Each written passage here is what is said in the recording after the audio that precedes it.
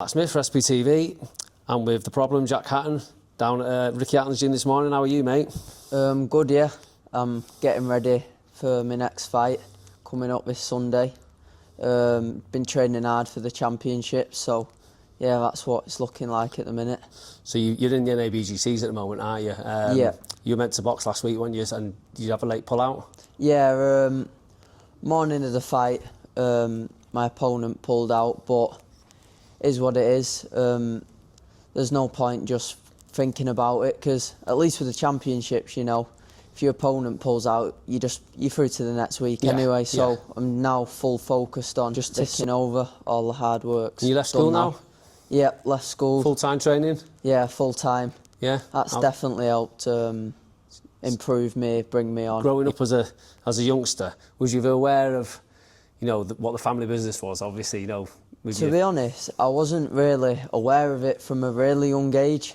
As I started getting a little bit older, I became more and more aware of it. But from a young age, I was big into football. Like I wanted to be a footballer. Yeah. When I was really young, I didn't really like boxing at all. I just wanted to play football. That was me from a young age. I remember seeing you, because you're a Mad United fan, aren't you? Yeah. Every game, every week. So it was. So you weren't even nailed on to be a boxer. It was football your first sport. I weren't quite good enough to be a footballer though, but I enjoyed doing it. Yeah, well, all of a sudden though, like I say, because I know you know your family and I've seen you grow up. We started seeing clips of you on Facebook and things like that, and you started getting the gloves on, and then you just started growing into the sport. I mean, then obviously you had your skills bouts, which we've seen at Tameside Elite with Steve already. You had loads of skills there, which had them skills there. You used to see you there all the time. And then you had your first bout. I mean, what was that like? First bout, they always say, don't they, like the first one's a tough one to get out of the way. But I was quite relaxed, to be honest. Like, I don't put too much pressure on myself. I just make sure I'm doing it because I enjoy doing it, and that's the main thing. And I think you got off to a flyer, didn't you? I mean, you won your first 9, you went 9-0, just beating everyone, weren't you? And everyone was like, straight away, everyone saw about seeing Jack Hatton, and you were just beating everyone. Then, obviously, you took your first loss on your 10th fight. How did that feel like, taking your first loss? It's obviously, I wouldn't say the first one was more difficult. I'd just say whenever I'm one of them people, I don't like losing and stuff. Like, I train really hard, and when you lose, it's disappointing. Yeah. But you just gotta keep pushing through it. Obviously, losing's tough, but you just rock on to the next one, don't you? Yeah. Well, from that loss, you're now 43 fights in. You've had 43 amateur fights. You know, you're an open class kid. You've won 2 national titles. You've only lost 5 times. You know, you're a double national champ. I mean, what do you want to achieve in the amateurs? I mean, you've achieved so much already for such a young kid. You've had 2 amazing seasons back to back. You're going to be a senior soon. You know, you've got another season of... You're youth now, aren't you, still? Yeah, youth cadet. So you're a youth cadet, so you've got that, and then you've got another youth. Yeah. So, you know, what do you want to achieve in the amateurs? Obviously, I'd like my short-term sort of goal. I want to win these championships, obviously. And I'm one of those people, I don't like to look too far ahead. I just sort of take it one fight at a time. Because if you look too far ahead, especially with the championships, like if a lot of people end up saying, if I win this week, who am I fighting next week? Yeah. But it's all irrelevant if you don't do your job the week before. So obviously I'd like to win the championships and do other things, box for England, but I just take it one step at a time. Yeah.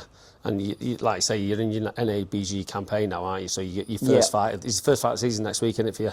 Yeah, this Sunday in Fleetwood. Yeah, and then we've got, like I say, after that, then we go to Liverpool. But like you say, it's one fight at a time. You're obviously going to want to pick up another title this season, surely. Yeah, you want to definitely. Pick it up, yeah. So you won that was your first national title in ABGC, wasn't it? Yeah, that was my first one. Roughly this time last year. Yeah. And then you went on. Then you won another. The Open, was it the youth? You won then, youth championships. Yeah. So what you've got this season, then when you were senior, is it next year you're going to a senior? So we've got the end of this year, and then I've got one more year, and then senior after that. So still a way to go, to be fair, to senior. Yeah. But I just keep building all the time, looking to improve, So keep getting better. I think that you know, if you're 43 fights in now, you've got 2 more seasons as a youth. You're going to be, what, 60 bout, 70 bout when you come to turn over for a senior. And then obviously, we all want that elite title. That's the one in it. That's the golden goose in it, winning that elite title. Obviously, winning the ABAs is always, any ABA title is massive, but like especially if you can win the senior elites, that doesn't really get much better than that, does it? Winning the senior elites. Absolutely, and you know, look, you know, knowing you know, you got the Hatton name. You're carrying the Hatton name now. You and your sister Lola, she boxes as well. She's really good. What does it come with any pressure? You know, carrying that name, and you know, it's not just a name in Manchester. It's a world that everyone knows. You know, obviously your Uncle Rick, your dad boxed Canelo. It's just a massive name, and how does that affect you in any way, carrying that? Yeah, to be honest, it doesn't really get to me too much. I just enjoy my boxing, focus on what I need to do, because no matter what my name is or it doesn't change what goes on in the ring, does it? It's still got to be me, does it? But I don't put too much pressure on. I just feel really lucky to be a Hatton. It makes you realise how lucky you are, you know, what my dad done, what my Uncle Rick done, just really lucky. Yeah, it's just for me, looking at you, and I think the bigger the occasion that you are in, you just thrive. You're just so, even as a youngster, you're so mature, and I think you just, every test that comes your way, you just every time you step up every time, and I just think that's a great accolade to have, and it's just going forward into the future, you know, especially in the boxing game, it's just going to do you well in it. Yeah, definitely, because the better opponents you fight and different styles, if you keep stepping it up, you've got to step it up, haven't you? Yeah. You got to take yourself to the next level. Yeah, and you, I mean, different for you. I mean, you got to be 6 foot. You 6'1", what are you? Somewhere between 6 foot and 6'1". Yeah, it's unbelievable, isn't it? Really, I mean, completely different to your dad and your uncle, isn't it? What you are, but you've got that Hatton trait. You love it to the body, don't you? Yeah. I've all my mum's side of the family are really tall, like tall, long arms, and obviously my dad's side is the boxing, and all the Hattons like the body shot. So I've kind of like took a combination of the both. And yeah, was your mum a swimmer? Yeah, swimmer. She was obviously a good an athlete herself, wasn't she, as well? So yeah. So it's incredible, really. Like I said, well, I came to your gym. I brought a couple of lads up to your gym last week and seen you sparring. I mean, you looked electric for your sparring the other week. I mean, you look in great shape, and obviously, you know, doing something right, aren't you? Yeah.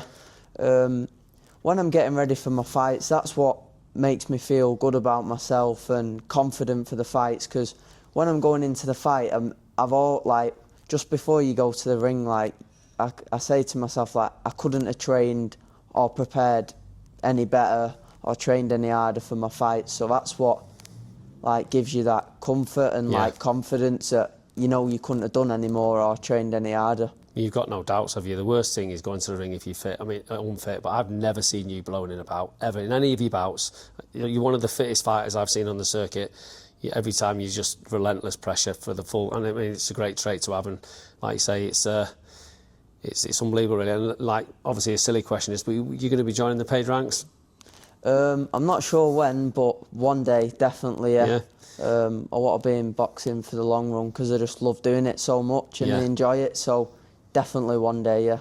So you wasn't born then, but you remember the big nights in Vegas with the Hatton family, you know, all them amazing nights. I mean, it'd be so unbelievable to see them repeat again, and the support you'd have of the country. Obviously, again, it'd be amazing to see. Yeah, definitely. My dad and Rick, they both had some brilliant big nights in Vegas, and it don't really get much better, does it? No, America and stuff. And yeah, well, your dad went 12 rounds with the old ginger Mexican, didn't he, Canelo? I know. My dad, he had loads of professional fights, European champion, like never stopped. I'm not sure quite. I think might have been 50. I could have this wrong. It might be 52 professional fights. Never stopped. Yeah, he's nails your dad. Yeah. Fantastic fighter, technically brilliant as well. Obviously, you know, doing 12 rounds with Canelo, and you know, it's that's it really, Jack. So I mean, what do you actually do after you've trained and you know you've done your week's training? What does Jack Hatton do to relax? 17-year-old Jack Hatton, what does he do? Just anything what normal people do, I suppose. Xbox, chill out with your mates. I like having a coffee. Yeah? I like having a coffee, just watch some TV. I like watching the In-Betweeners. Yeah, class. Yeah, just normal stuff, just chilling, playing my Xbox a bit. Yeah, brilliant. You have to give us your gamer tag, mate, 'cause I play on Xbox as well. Right, so you're a massive United fan. Would it be a dream to box at Old Trafford one day? Yeah, definitely. How good would that be?